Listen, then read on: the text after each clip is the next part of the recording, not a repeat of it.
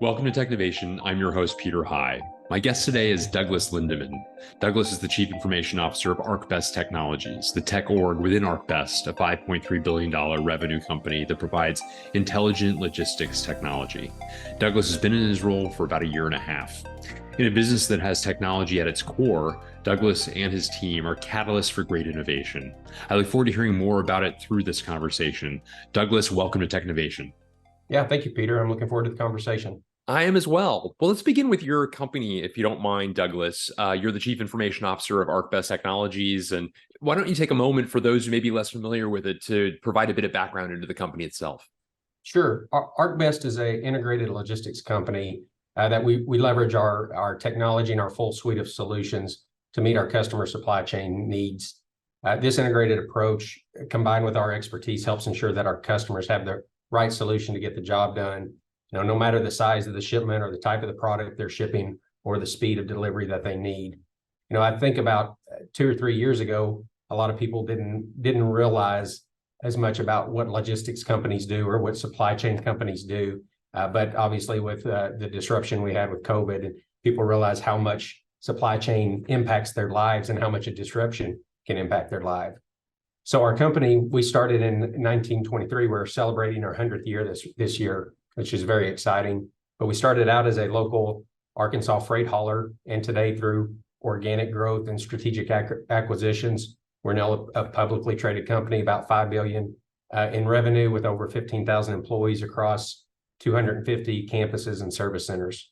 And then ArcBest Technologies, which is part of the company that I work in, it's our tech company that provides the innovative solutions and leading edge technology and advanced analytics to help our shippers and our capacity providers with our goal of making it easy for them to do business. That's a great overview. Thank you, Douglas. And I wonder if you could take a moment and just describe your role as Chief Information Officer within that business. Sure. So within our business, we have a Chief Innovation Officer who, Michael Nusity, you've actually talked to Michael before, and he's been on some of your podcasts and sessions, and he's my boss. And then I, as the Chief Information Officer, my responsibilities are all around application development and application support, integrating third-party applications, purchased applications, and then we have a CTO that focuses on more of our infrastructure and back-end systems. That's great. I wanted to actually go to the topic that you already raised in introducing ArcBest, supply chain. And you correctly said it's a topic that was probably an esoteric one for many people for a long time. And if anything, COVID brought to light some of the complexities associated with it, as a lot of goods all of us kind of took for granted were a lot harder to get our hands on. And I wonder if you could talk a bit about the approach, not only the company, but more specifically how you and your team have gotten involved in facilitating some improvements associated with supply chain, especially during the trying times that COVID had brought about for so many. Obviously, with the disruption of COVID and people going remote, one of the first things was making sure that our employees were able to use the systems well. And so that was a lot on our CTO side of making sure our VPN infrastructure was in place to handle thousands of employees connecting remotely when everyone was coming into the office previously. But then my team, with the applications that they support, making sure that they're able to provide that information and adjust quickly as our customers' needs have changed. Customers starting to interact with us in different ways, interacting more through digital channels. And we've pivoted and really focused on that in the last several years. We were doing that pre-COVID, but there's been a lot more focus on that as well. Very interesting. And I know yours is an organization, as you've made me aware, certainly, that's grown a lot through acquisition. In fact, you joined the company through an acquisition as well. And I wonder what learnings you've had from a leadership and a technology perspective, having gone through one yourself as your means of entry to the company, but also now being party to them with other companies that yours has acquired along the way. What are some insights you've drawn from that? Yeah, so just a little bit of background to get into that. I started with the company, as you said, through acquisition. So between the two companies, I've been 19 years in the industry. And so we were a small company under a sole proprietor that I've learned a ton from. And we can talk some about leadership in a few minutes with what I've learned from him. But going from that to being part of the large publicly traded company, and I was leading IT in that small company, but also leading some other yield management and analytics. So I had a little bit broader than just IT. And then being acquired by a company and going through that transition and understanding the me issues that I went through and everyone else on the team that went through, and realizing, wow, there is a big people component when you're dealing with acquisitions, that a lot of people that haven't gone through acquisitions or companies that don't do it a lot, they gloss over that. And so since then, I've been a part of, on the other side, acquiring other companies. And so I definitely have a view of making sure that when I'm going and talking to the IT people at the company or even the users, and we're learning from each other, that I remind them that I came through acquisition. I remind them that a lot of the company that I had worked for previously that was acquired, how we were able to influence the larger company in a positive way, and that there's opportunity for the new company that we're acquiring, to do the same. We're not going in heavy-handed and saying, no, you have to do it this way. We want to make sure we don't disrupt the reason that we bought them. They're still going to have those me issues, the concerns of, well, what does this mean for my job? And you have to work through those things, but being open and transparent and listening, doing a lot of listening in the early stages. So we had an acquisition going on 2 years now, was our last one that we did. And we really spent a lot of time listening to both parties before we really started integration work. And it took about a year to get fully integrated, but that was the timeline was appropriate. And had we rushed into it sooner, I think it would have been more disruptive. I really like that empathetic approach and recognizing that you were once in their shoes and sharing that very insight, while also drawing from your own experiences about what works well or maybe what doesn't, to color the experiences going forward. Really interesting insights, and especially for a technology leader to be underscoring the people concepts of this, not necessarily the first thing that comes to mind, I know, for some technology leaders anyway. So kudos to you. I know also from our past conversations, Douglas, that earlier this year, you launched a new business model. And you mentioned, of course, in your description of your responsibilities, application development is among those.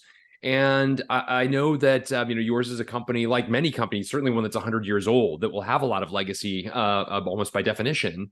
And I wonder how launching a new business model lent itself perhaps to rethinking some ways of doing things, and how you're thinking about the two sides of the model as a result of that. Yeah, that's right. So going back to the description of being a logistics company and a supply chain company, if you think about end-to-end supply chain, from what our customers do when they have goods that start out in a supplier's warehouse, and they need to bring those goods to their manufacturing plant to build something, and then they take that to a distribution center, and then ultimately to their end customer, whether that's a dealer or a retail chain or wherever.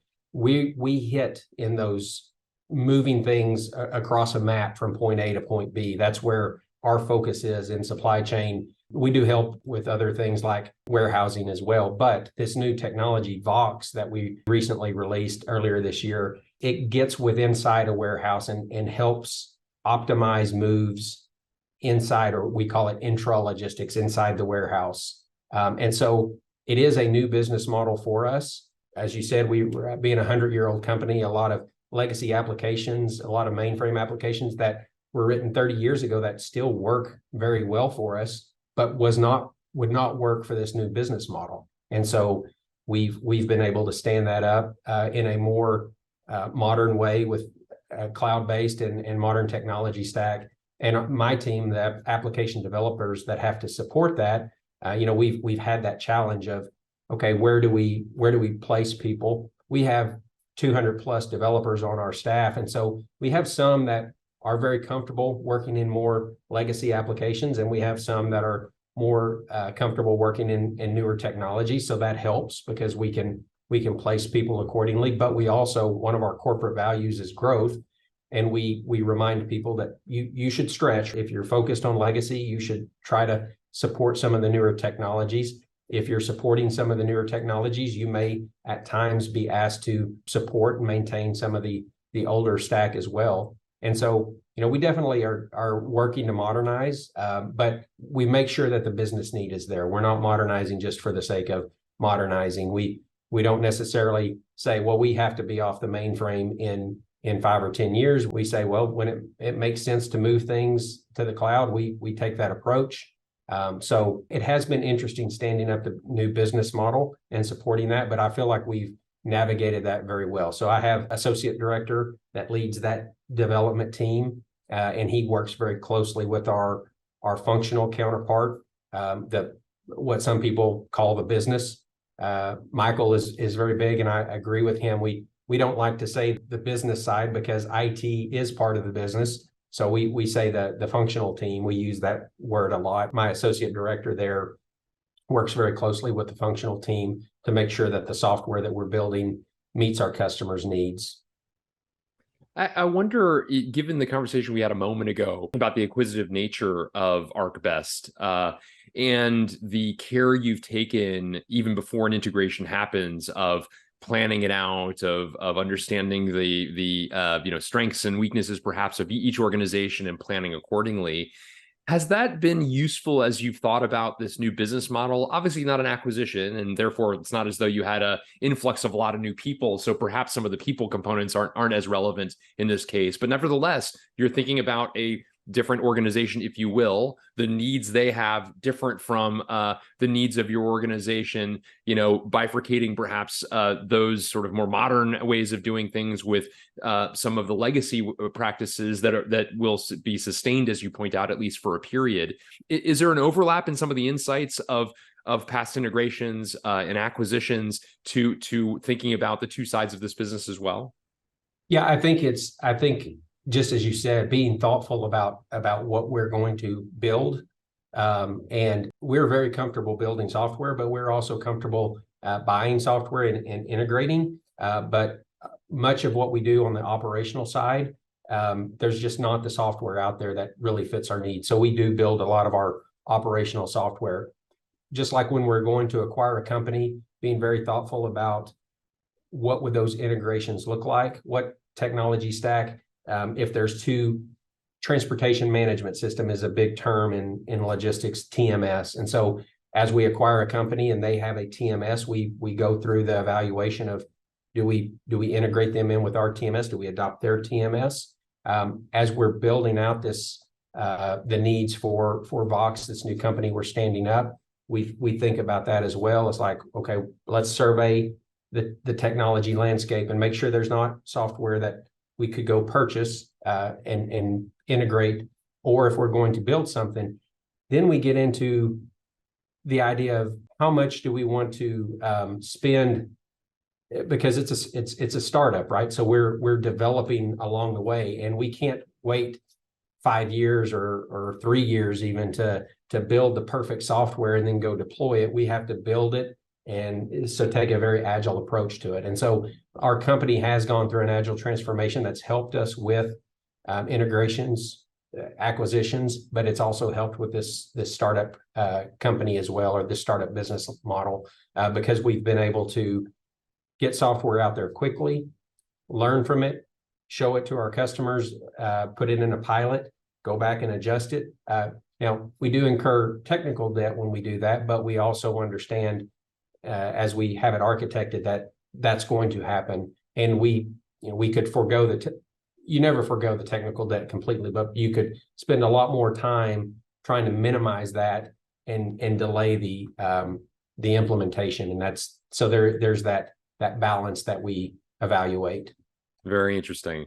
And I know that yours is an organization that has begun investigating and leveraging generative artificial intelligence. Still early days for anyone really in using it, but I wonder what sorts of conclusions you've drawn as you and the team have explored some of the possibilities.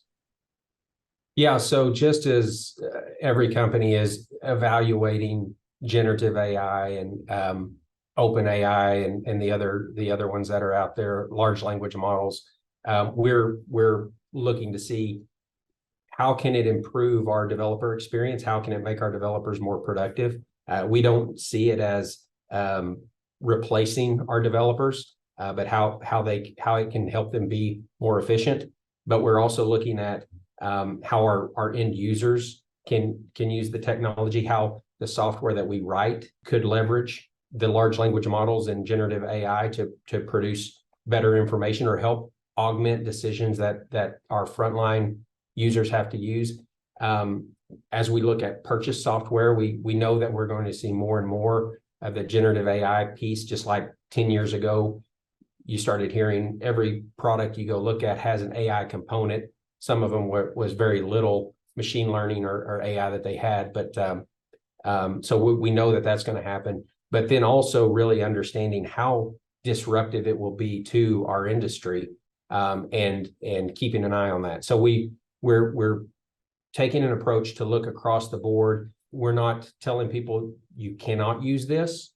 We are exploring our own. We're not building a large language model, obviously, but we are working with Microsoft on OpenAI and how we can use that in a more protected way to keep our data secure. So the data security is a big concern that we have right now with ChatGPT, and so that's something we watch for. Thank you for sharing some perspectives there. As a logistics and supply chain centric organization, the implications on environmental, social governance, ESG implications to your business model and means of tweaking it in the right direction, so to say, relative to those topics are I think, fairly easy to understand. But I wanted to ask you what sorts of approaches you've been thinking about and potentially some of the tech or digital implications to help facilitate some of the positive momentum there. Yeah, so we've been on an interesting journey with ESG. It really started for us. It started for us back in the 70s, before ESG was ever even thought about. But more recent with ESG, we started putting out our ESG report. Again, we're a publicly traded company, so we started putting that material out there in 2019 was our first ESG report, and it's advanced obviously through the years. We've started reporting on our scope 1 and scope 2 emissions, and what that means is, for those that aren't aware of that, scope 1 are the greenhouse gas emissions that you produce daily in your business activity. So for us in logistics companies, these are the trucks we have driving up and down the road, the emissions that they have. That's scope 1. Scope 2 would be the energy that you buy. So like energy for your offices, those are the things that fall into scope 2. And then scope 3 would be if you outsource transportation. So like many times what is scope 1 for us is scope 3 emissions for our customers. And so we're working towards reporting on our scope 3 emissions, but we feel like we're further along than other companies. In fact, we submitted our results to EcoVadis, a company that monitors this, and that when we submitted our results to them, they put us in the top 50% of companies across the world. This was back in 2020 timeframe when we submitted that, and we got one of their bronze medal for where we are on our ESG roadmap. But if you look at our roadmap that's published out there on our website, it does have technology and innovation in the center of the roadmap. And so back to what I mentioned, back in the 70s, we put speed limiters on our trucks, and we put the trailer skirts on to help with fuel efficiency. And then more recently, we put governing throttle controls or speed limiters on the tractors. And so those things have helped us. It reduces fuel consumption, but it also is good for the company's bottom line as well. And then more recently, where IT has gotten involved in that more, is we've done things with dynamic pricing. So if we have a trailer that might move only partially full, we can do some discounted pricing model or dynamic pricing to make sure we're able to fill that trailer up, so we're not having a trailer move with empty space in it. And so that obviously helps with fuel consumption as well. Great examples all, and interesting to hear more about the kind of history of thought put to this, dating back 50 years. Really interesting indeed. We talked a bit about a number of trends, generative AI, especially a moment ago, as well as trends associated with ESG. Are there other trends that particularly excite you, Douglas, as you look to the future that you might underscore? Yeah, so we're also experimenting, or we have a team researching quantum, and so what we've learned from quantum is the quantum inspired optimization (QIO), and so this is where we're able to use some learning from quantum running on classical computers and make more efficient algorithms that can respond and provide responses in a quicker time. And so we've actually been able to take some of the QIO learnings and implement those to provide, better, quicker model responses with some of our AI. Another area that we're focused on in the industry, digital twins is a big talking point right now and a big focus, and we're looking at that as well. And you think, for those of you that may not think too much about digital twins, in our industry, in the supply chain industry, you can think about shipments. So if we want to model what it would look like if we made this tweak to our network, we have somewhat of a hub and spoke model on our asset-based business. If we were to make changes to that network, how would it impact how our shipments move? And so you would have the digital twins give you the ability of doing those simulations or that what if analysis. So digital twins of our shipments, digital twins of our equipment, our tractors or our trailers that are running up and down the roads, digital twins of our customers as well, to be able to do those simulations and what if analysis. So we're heavily involved, working closely with our functional counterparts on creating these digital twins.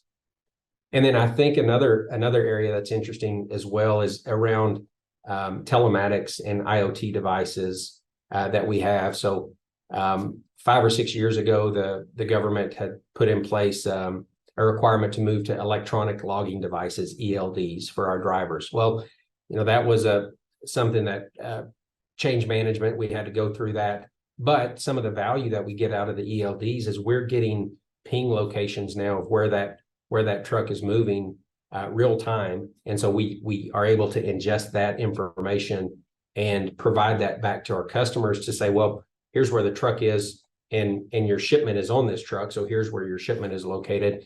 Then we use advanced analytics, predictive models to estimate ETA based on a whole host of information. We can provide better, more accurate ETAs to our customer on when their stuff is going to arrive. And as you can imagine, we hear about the Amazon effect, because when Amazon started doing 2-day shipping and they started providing visibility to customers of where their goods are, well, that flows throughout, and customers, business customers, expect that same level of visibility as well. So visibility of shipments and of where their goods are located is a hot topic in the industry as well.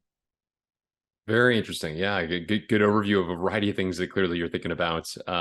Also, I wanted to conclude, Douglas, by asking you, you've been in your current role for a little bit more than a year, about a year and a quarter now. And you've, as you point out multiple times over, the head of technology for companies smaller and larger. And I wonder, as you contemplate your rise to executive roles, what were some of the difference makers along the way for you that made that possible?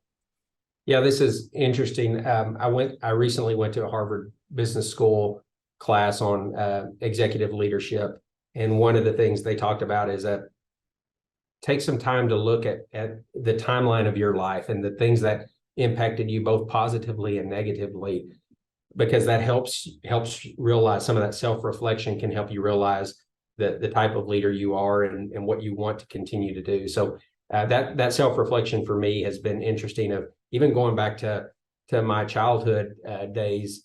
So I think, for example, one of the things that has helped me is I grew up working for my dad on drilling rigs, and then later on working cattle and working with horses.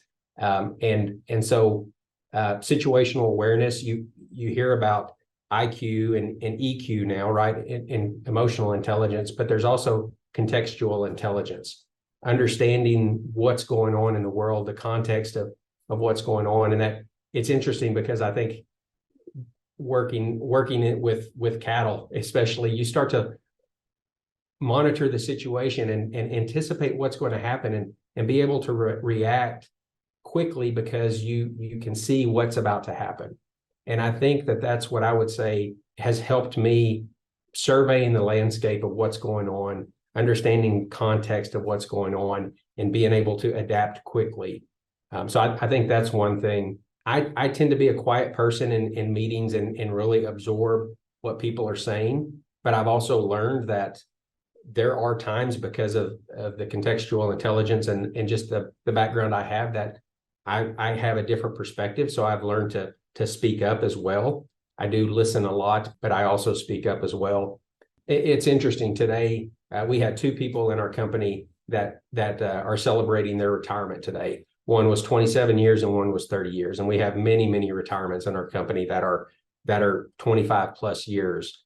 And both of them today mentioned one of our values is growth. And they both mentioned that of reminding people to never stop growing. And that's a very important value to me as well. It was also a value of the company I worked for previously. And so never stop learning, no matter what position you can get into. You can learn from anyone. You learn from your peers. You learn from people that report to you. Just don't have the mindset of, okay, well, I'm an executive now. I have all the answers. Be willing to hear from everyone and be open. And then I think finally, be proactive in your development. Seek out mentors. I know I've had several mentors through my years that have had a tremendous impact on my life. Also seek feedback from people. We tend to we want feedback. We want the both positive and negative feedback. But a lot of times people, they may not go out and seek that and ask that. They wait for performance review time to get that feedback. I think it's important to be proactive and after you have a session, after you do a podcast and it gets published and you ask somebody, hey, what do you think? What could I have done better on that? Seek that feedback, I think is important. And then finally, just along with that, being proactive, surrounding yourself with the people that can make you a better person. Great advice around all the way around, Douglas. I really appreciate your reflections there as well, and appreciate a great conversation across the board. It's been fascinating to learn more about your role as CIO at ArcBest Technologies and hear more about what you've been up to across your multiple decades with the organization, but also more specifically in recent times, and also what you're projecting forward as well. It seems like an exciting time to be in the role that you have. And I'm grateful you took a little time to share a bit about the insights that you have from that experience. Thank you so much, Douglas. Yeah, great. It was great to talk to you, Peter. I really enjoyed it.